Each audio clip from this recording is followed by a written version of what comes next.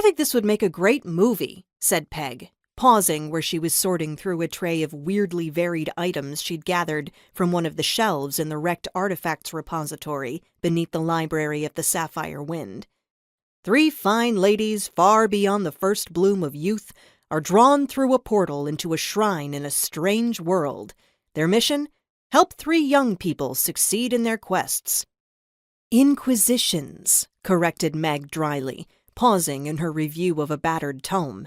She laughed. "I remember how we all reacted when the translation spell chose that word. Honestly, though, it is a better choice.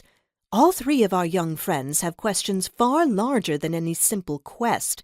I'm not sure that the complexity of this tale could be grasped in a movie. I'd prefer a book. I suppose it would need to be a novel, since no one would ever believe this was non-fiction."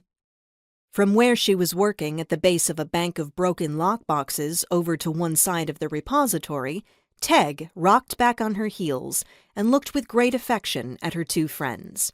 It was hard to believe that not all that long ago they had been nothing more to her than a couple of members of the monthly book group to which they all belonged, people she mostly saw there, although occasionally at some open lecture at Taima University.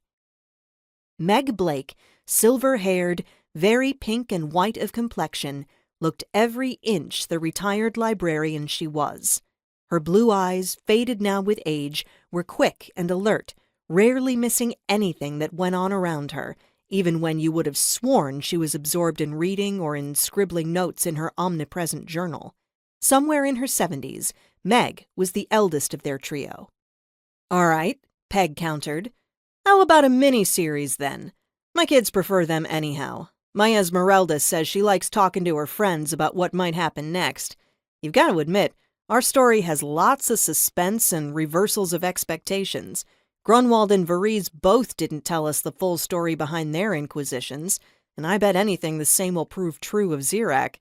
There was the appearance of sultry Kaj and his crazy mother, Ohent, not to mention what we learned about how our inquisitors' parents had shared a life of crime in their youths.